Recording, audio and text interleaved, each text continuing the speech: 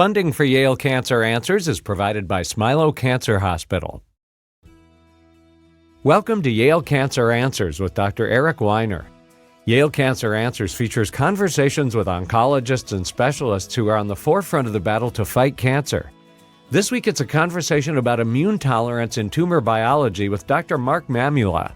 Dr. Mamula is a professor of medicine and rheumatology at the Yale School of Medicine. Here's Dr. Weiner. Mark's research relates to the immune system and immune tolerance, and we're going to be talking about that.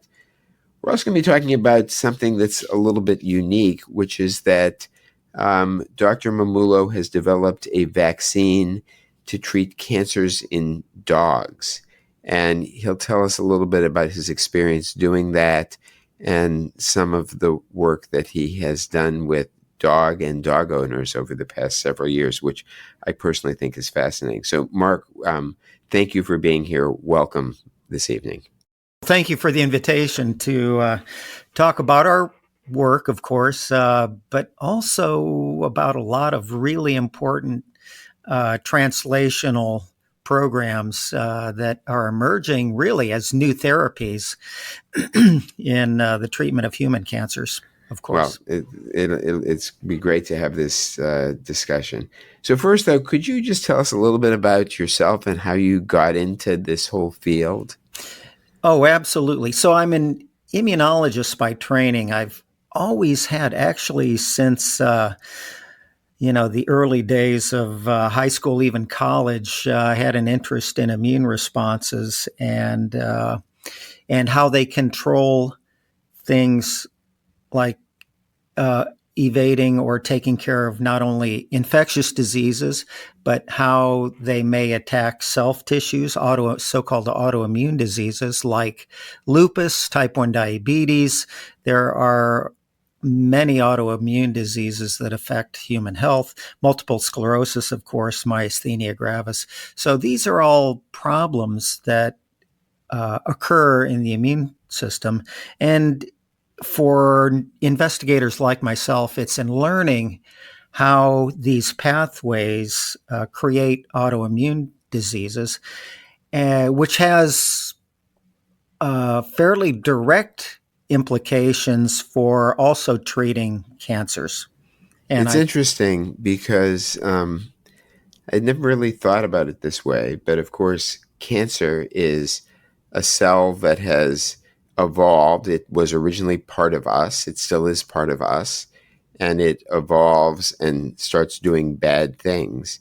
And sort of similarly, when you have an autoimmune disease, your immune system, which is your great protector, it's your knight in shining armor, is turning against you. Exactly. Our immune systems are fairly smart, if you will. They tend to be really good at recognizing something that's self tissue. It can be your kidneys, your heart, your skin, lung, etc., and ignoring those. But there are situations that arise, and they can be genetics or environmental factors that create changes in the immune cells that now begin to recognize self tissues. For example, the pancreas in type 1 diabetes, lymphocytes, bone marrow cells that turn into more mature cells, so-called B cells and T cells, begin to attack the pancreas, or in lupus, attack the kidneys, for example. And as you point out, tumor cells really are all you. They're all self. They're all self proteins. And similarly, the immune system has a preponderance to often ignore those tumor cells, again, because they are you. And of course, the trick for all of us that are attempting to develop new immune therapies, and of course, I think it's fairly obvious to many that immune therapies have really changed the landscape of how we treat cancers, of course. You don't have to look very far. Your nightly news has commercials that explain novel cancer therapies and ask your doctor about these cancer therapies. So, and they're all based, or many are based on how to reprogram the immune system to attack, to weaponize immune cells to attack and kill tumor cells. Cancer cells, they're very smart. They want to survive. They want to live. They want to grow, and they want to metastasize. Immune cells, in contrast, are trying to kill off those cancer cells. So it's really a battle between two very powerful forces.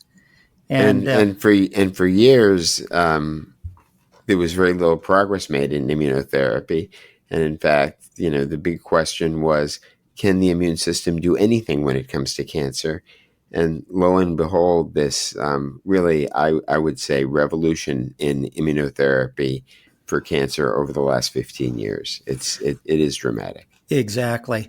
It really is set against a backdrop of what immunologists have probably known for 20 or 30 or more years, is that the immune system also does work in the background. It will kill off tumor cells as they arise, probably on a weekly or monthly basis. We don't really recognize that, although it has been defined in a lot of studies. But the patients don't show up to the clinics with their cancers, of course, until the immune system or the immune cells have failed in enough ways to allow the cancer to grow. So it's really harnessing what we know is already a part of our immune systems to get them reprogrammed, redirected, if you will, to the tumors. So can you explain to the audience what immune tolerance is, and particularly how it relates to cancer biology, tumor biology, and how does immune tolerance arise? Yes. Again, our immune cells, as they originate in the bone marrow, and they migrate out to other tissues, of course. And one of the sites that immune cells learn how to ignore self-tissues are in organs like the thymus and lymph nodes and spleen. And during their growth and development, bone marrow cells are very early in development. They bump into, I'm using, of course, very sort of crude explanation here, but simply put, they bump into self-proteins and they're told, they get signals that we should ignore these self-proteins. Now, in the case of pathogens like viruses and bacteria, for example, a virus that may infect one of those same cells that your immune system typically ignores, well, that cell now expresses a viral protein. So it no longer looks like you. It has something foreign on it. And that is when the immune system is turned on. Those cells say, oh, there's something different now about this cell, and we need to attack and clear it. And the immune system, again, is intelligent enough to know that, okay, when I've cleared this pathogen and I've killed off all of your cells that are infected, I can turn myself off. The immune cells can turn off. And in fact, they mostly do. So in relation to cancers, again, as we were discussing, are very smart. They have very sophisticated mechanisms for trying to turn off immune cells that they may bump into to avoid being killed by immune cells. So they may mutate, they may change proteins and other structures on their surface. They may mutate proteins that are inside of the cell that encourage and amplify growth and metastases. These are all, of course, survival tactics of the tumor. So what is the relationship between what we were talking about before, autoimmunity and cancer? So the relationship between diseases like lupus or rheumatoid arthritis and cancer. Is there any real relationship? Yes, there absolutely is. Of course, In autoimmune diseases, it's not clearly understood how those diseases arise. It is likely a combination of genetics, our hereditary features that we get from our mothers and fathers, along with environmental factors. And that, I know, is a vague term.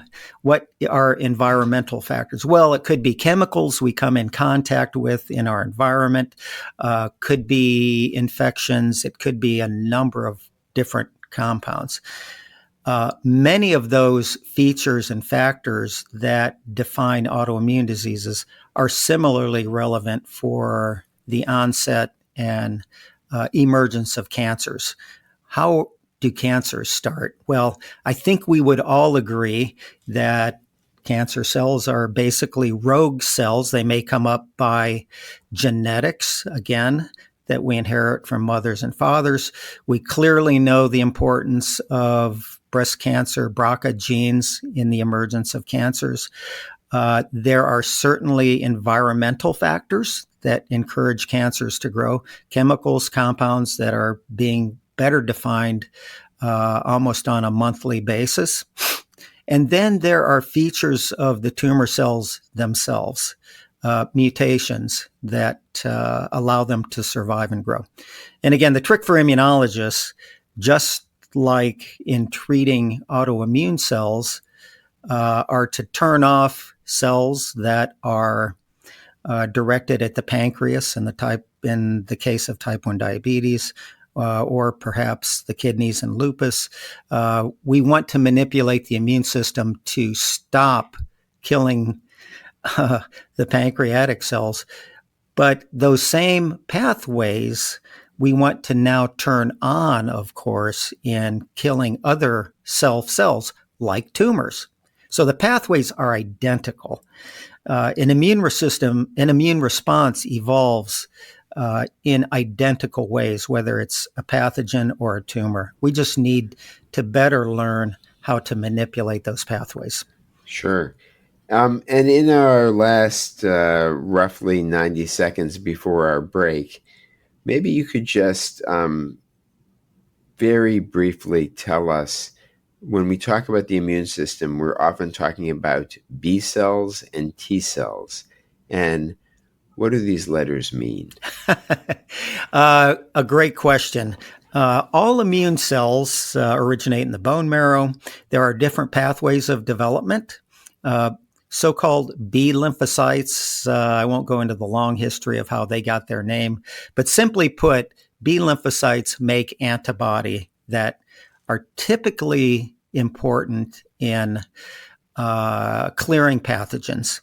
T cells are a different type of emerging bone marrow cells that kill cells directly. They kill cancer cells directly, or they kill infected cells directly. So again, it's in harnessing both these active immune responses to direct them at tumor cells, of course. Right. All right. Well, we're going to take a very brief break. And when we're back, I will continue to speak with Dr. Mark Mamula, professor of medicine and an immunologist very much involved in cancer research. Funding for Yale Cancer Answers comes from Smilow Cancer Hospital, where their liver cancer program provides continued care following treatment to manage underlying liver disease and monitor for possible recurrence of cancer. More at smilowcancerhospital.org. Genetic testing can be useful for people with certain types of cancer that seem to run in their families. Genetic counseling is a process that includes collecting a detailed personal and family history, a risk assessment, and a discussion of genetic testing options. Only about 5 to 10% of all cancers are inherited, and genetic testing is not recommended for everyone.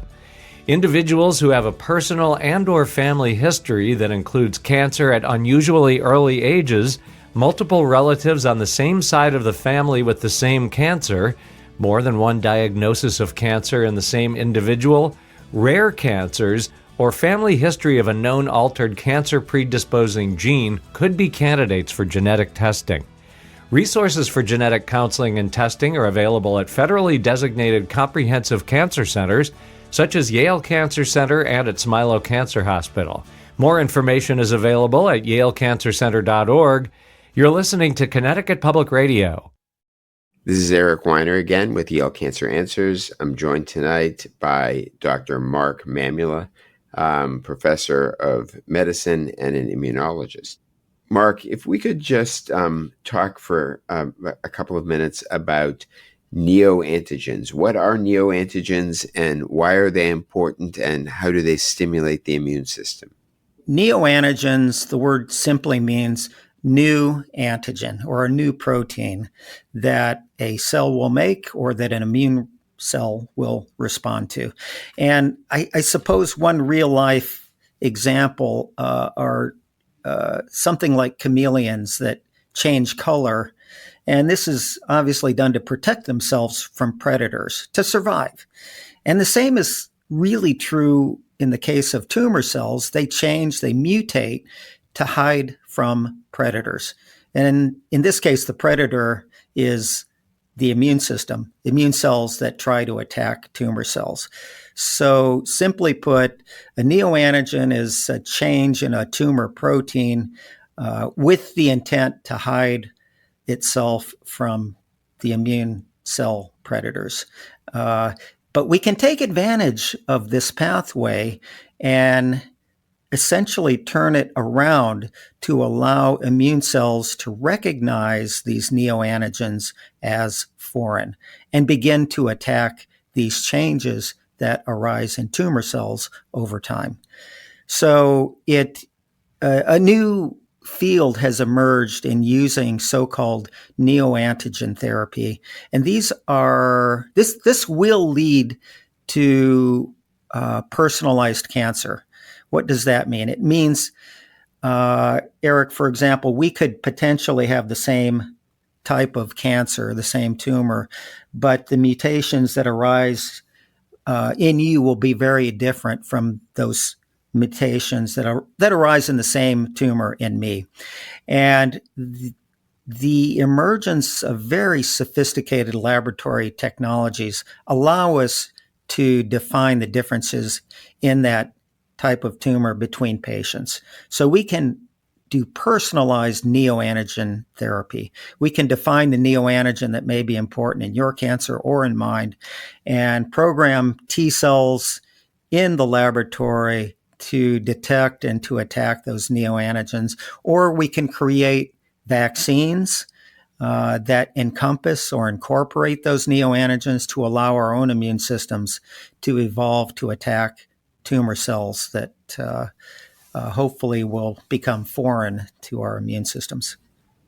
So we're really talking about a different treatment potentially for every patient, although it's essentially a modification of the same treatment. Is that the right way of thinking about this? Yes, that is a correct way to think about it. It's always using immune cells, B cells and T cells, to attack tumors.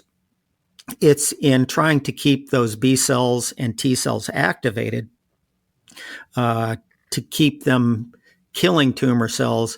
As we talked about earlier, tumor cells are very smart. They've evolved pathways to turn off immune cells that come in close contact. And of course, checkpoint inhibitor therapies were developed to turn off those signals that turn off immune responses. If we can block them, we can keep T cells activated and actively killing tumors over a long period of time. So let's talk about something that I get asked virtually every time I'm in a room with a patient, and that is about cancer vaccines. And there has been a great deal of publicity around vaccines for cancer. Sometimes people think of these as approaches to prevention. There are others who think of these as ways that we could potentially treat cancer or augment other treatments. What's going on, and where do you think this whole field will go? You introduced that topic very well, actually. You can think of these so-called vaccines as therapeutic For example, you wait till the tumor arises in a patient and then treat it with a vaccine, or it can be preventative. And both of those areas are actively investigated. And it is asking a lot of a vaccine to actually treat an established tumor, though. I mean, in much the same way that somebody has pneumococcal pneumonia, we don't give them the vaccine for pneumococcal pneumonia. At that moment in time, we treat them with antibiotics. Yes, that is a terrific point. However, there are active clinical trials. I'll tell the listening audience here, I'll give a plug for clinicaltrials.gov, which is a terrific website that the public can go to identify novel cancer therapies, clinical trials, if you will, all over. Yep. I looked up the statistics this morning. There are over 100 clinical trials that utilize neoantigens in various ways, cancer neoantigens, and it could be adding a neoantigen to a lymphocyte that we grow in the laboratory. It could be putting that neoantigen into a vaccine formulation, an mRNA formulation, similar to COVID vaccinations. Again, all with the goal of triggering immune responses to tumor proteins. And these have had some relative success. They're early in development, of course, but I think many of us in the immunology field know that this will be an important adjunct therapy to cancer care. We know that immune drugs, for example, monoclonal antibodies, Herceptin and Erbitux, have been among the most studied. These are antibodies that attack proteins on the cell surface. We know that those drugs also enhance the efficacy of other ancillary cancer therapies like radiation. Erbitux, monoclonal antibodies can frequently increase the efficacy, the outcomes that utilize radiation therapy as well. Yeah, no, and it's been discussed that vaccines, for example, may increase the effectiveness of other types of immune therapy. So, absolutely, there's a huge interplay. Mm-hmm. So I want to spend the rest of the time, and we have 6 or 7 minutes left, talking about this whole program, if you will, or this approach that has involved a vaccine for dogs. And I know that the science is interesting. I also know that your whole experience in this area and dealing with the pet owners has been pretty interesting for you. What made you develop a canine vaccine? Simply put, that's very easy to describe. I'm a dog lover. I have 2 golden retrievers.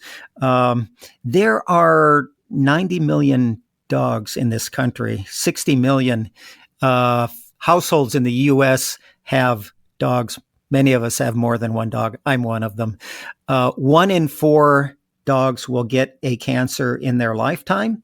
If your dog is lucky enough to get to 10 years of age, the chances are about 1 in 2 that your dog will get a cancer.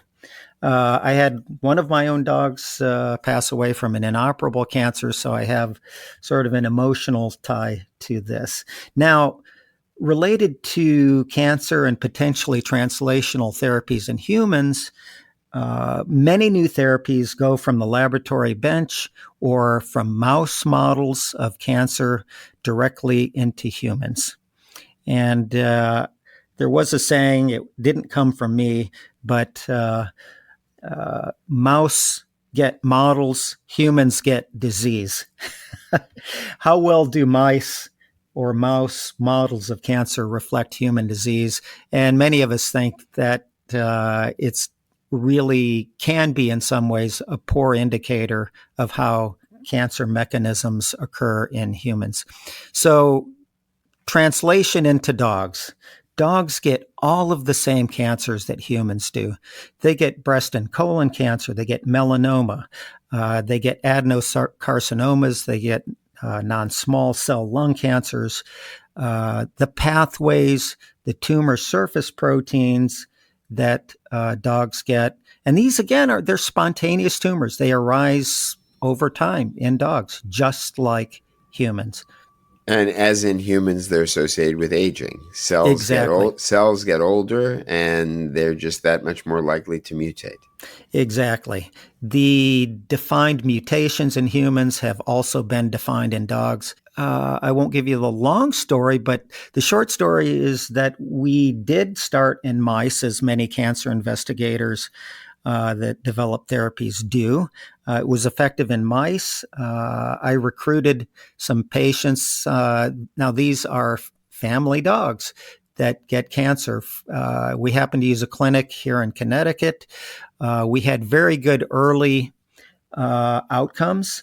Our particular therapy targets EGFR, a tumor protein that is found both on dog cancers and on human cancers, as well as HER2, which, as many of the listeners know, are on the surface of surface of tumor cells in a fraction of breast cancer patients and colon cancer patients and many other human cancers.